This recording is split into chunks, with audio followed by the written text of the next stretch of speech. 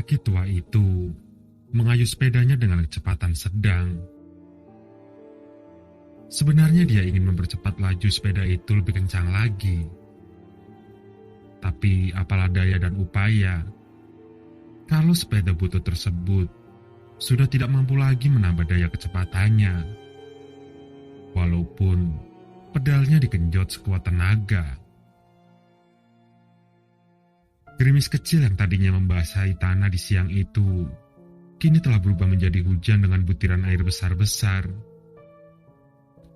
Si lelaki tua itu sedikit panik. Tergesa-gesa, ia makin mengayuh sepedanya agar segera sampai ke tempat tujuannya. Aku terpekur sendirian di depan sekolah. Teman-teman sekelas dan murid-murid yang lain sudah berhamburan pulang. Hampir sekitar setengah jam yang lalu. Mereka pulang menggunakan sepeda masing-masing. Ada yang dijemput, ada juga yang memakai angkutan umum, yang kami sebut oplet. Aku pun sedang menunggu bapak yang akan menjemput juga. Mungkin dikarenakan hujan yang sedang turun ini mengakibatkan ia sedikit terlambat. Biasanya sebelum tepat pukul 12 siang, ia sudah siap menantiku di depan sekolah. Dan kebiasaan ini telah beliau lakukan semenjak aku masuk SMP. Sebelumnya, di masa aku masih murid SD, jarak sekolah dan rumah memang cukup dekat. Bedanya, kali ini jarak gedung SMP tempatku bersekolah lumayan agak berjauhan dari rumah. Mengingat, aku tak mungkin untuk berjalan kaki ke sekolah, karena masalah jarak tadi. Akhirnya bapak berinisiatif mengantar jemput diriku di setiap harinya. Kami memang hanya punya satu kendaraan saja di rumah, berupa sepeda tua satu-satunya yang dipakai bapak untuk pergi bekerja sehari-hari. Aku pun harus rela dibonceng bapak dengan sepeda butut itu, baik waktu pergi dan sepulangnya dari sekolah. Lagi pula, kondisi ekonomi keluarga kami terlalu pas-pasan untuk bisa membeli sebuah motor bebek ataupun untuk membayar ongkos naik oplet setiap harinya. Tak masalah sebenarnya buatku. Aku sudah cukup dewasa untuk sadar akan segala kekurangan keluarga. Sebisa mungkin, aku tidak akan menuntut yang macam-macam kepada kedua orang tuaku.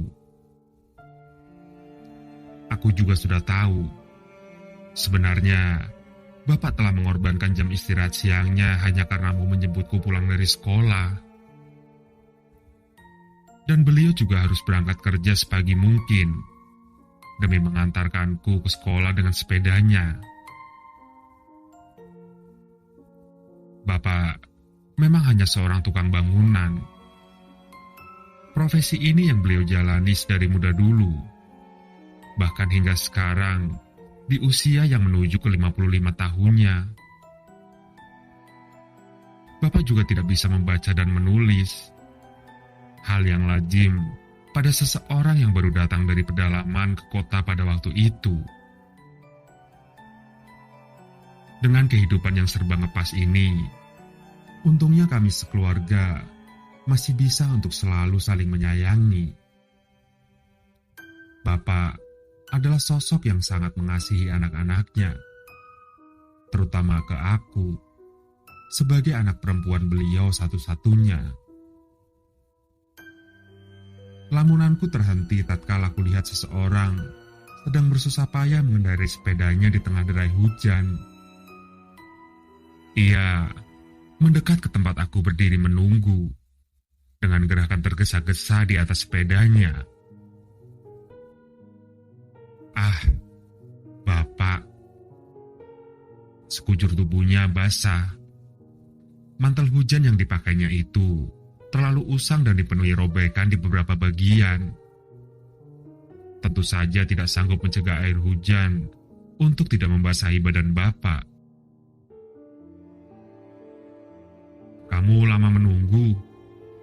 Tanya bapak dengan nafas sedikit tersengal. Aku menggeleng.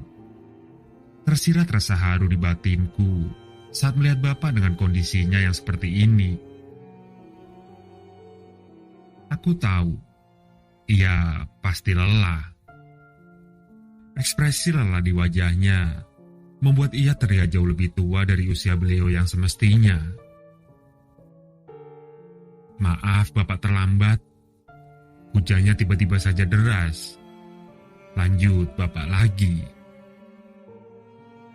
Pulang sekarang atau tunggu reda dulu? Kalau sekarang saja bagaimana pak? Jawabku. Sambil tersenyum, ia pun menyuruhku untuk duduk di boncengan sepedanya. Dan dengan mengayuh perlahan, kami berdua pulang sambil menerobos derasnya hujan di siang itu. Hari ini adalah hari Jumat. Masih sama seperti hari-hari lainnya. Bapak sudah menungguku di depan sekolah sebelum bel pulang dibunyikan. Ia sudah berada di atas sadel sepedanya, bersiap untuk membawaku pulang. Aku pun bergegas menghampirinya. Dengan posisi duduk yang manis, segera saja beliau memboncengku menuju pulang ke rumah. Langit mendung di siang hari itu. Matahari bersembunyi di balik awan yang menebal. Bapak tidak mengayuh sepedanya dengan cepat. Ia malah cenderung berjalan santai. Tidak biasanya beliau bersepeda lamban ketika membawaku pulang dari sekolah. Timbul sedikit rasa aneh di hati. Bapak bahkan bernyanyi kecil lagu-lagu Mandarin lawas favoritnya. Sepertinya beliau sedang bergembira. Tapi entah hal apa yang digembirakannya. Aku juga tidak mengerti. Daripada penasaran, ada baiknya aku tanyakan saja langsung kepadanya. Bapak kok kelihatannya senang begini? Kenapa sih? Tanyaku, dengan maksud untuk bergurau. Ia berhenti bernyanyi.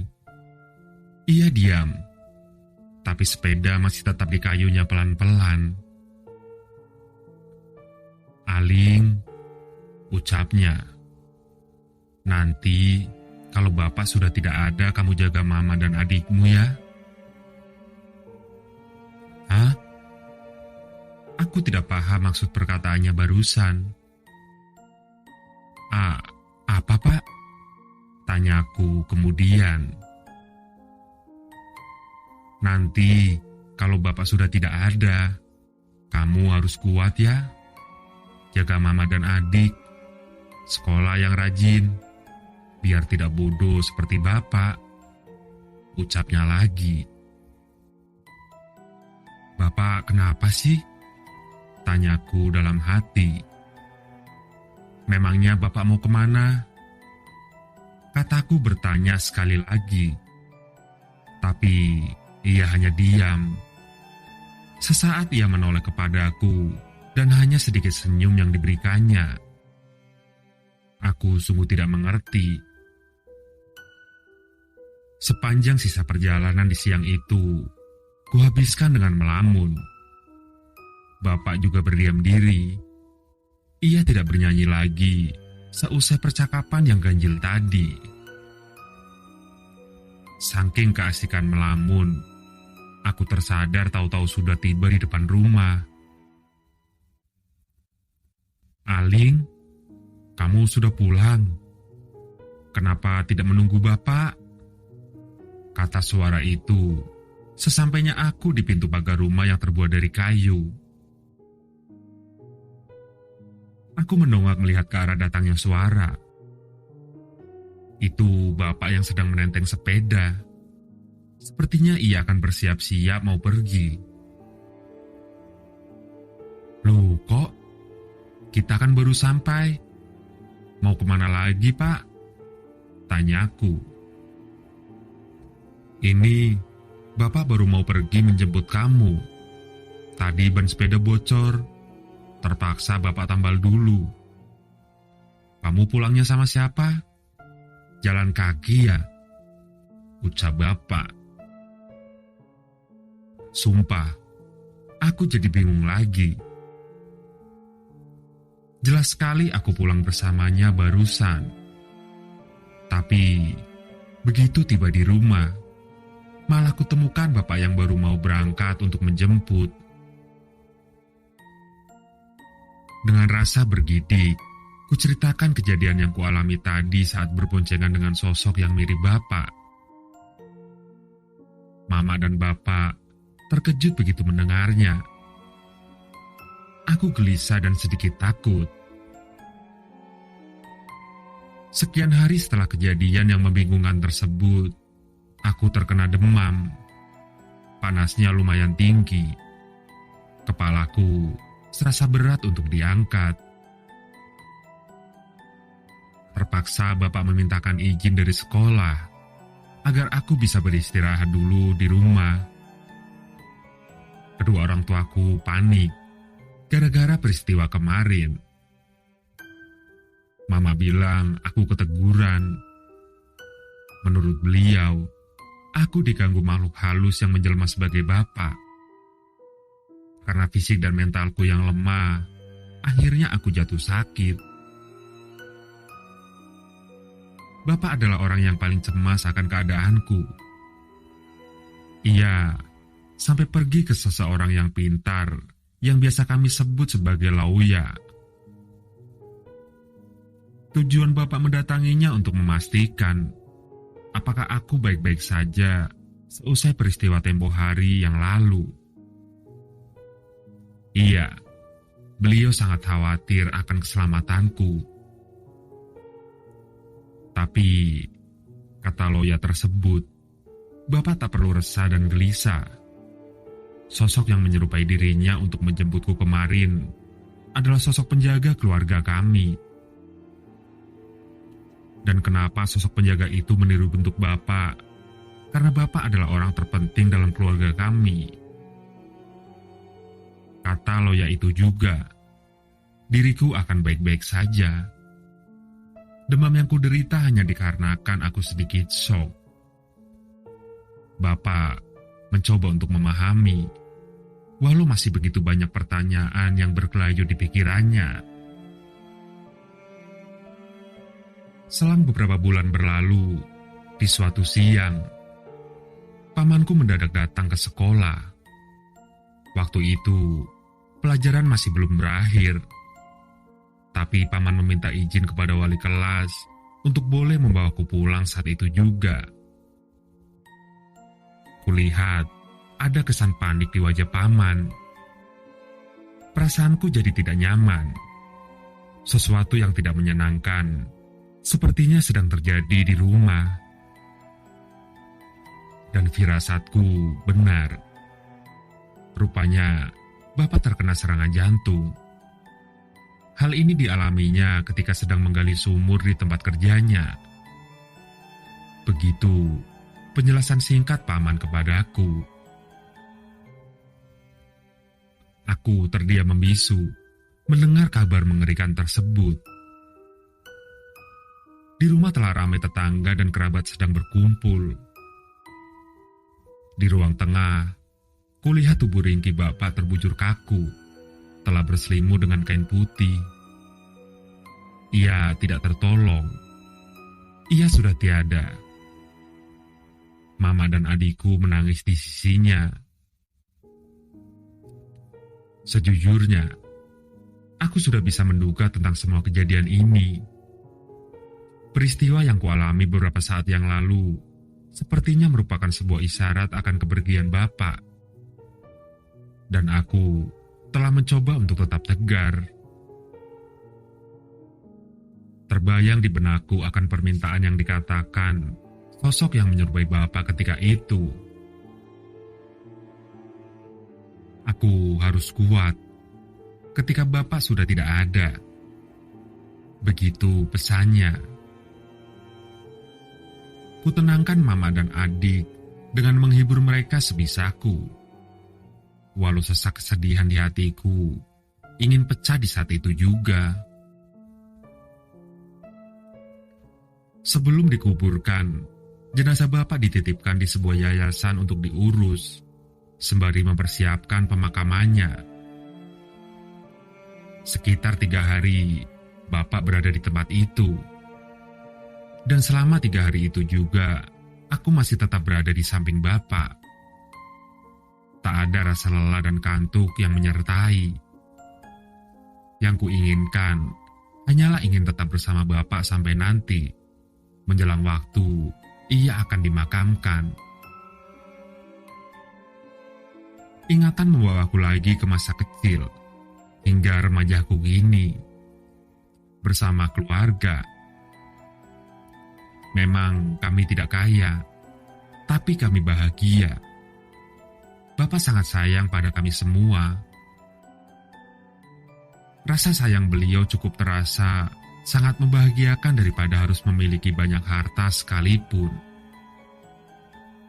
Kuucapkan doa untuk Bapak. Semoga tenanglah ia di sana dan mendapatkan kasih sayang juga di sisinya.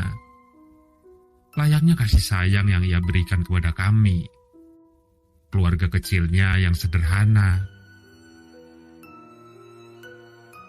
Malam itu, setelah prosesi pemakaman bapak telah selesai, tubuhku terasa amat lelah. Tapi mata ini belum bisa terpejam.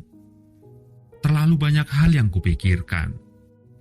Dan aku masih memikirkan bapak. Entah kenapa, ingin sekali rasanya aku melihat sepeda bapak. Sepeda tersebut tersandar rapi di sudut ruang tamu. Kuperhatikan baik-baik benda tua itu.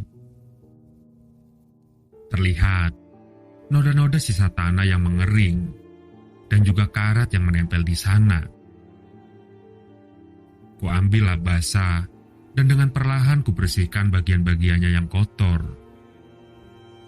Besok, aku akan mencucinya hingga benar-benar bersih. Niatku. Aku juga berjanji akan selalu merawat sepeda ini dengan sepenuh hati.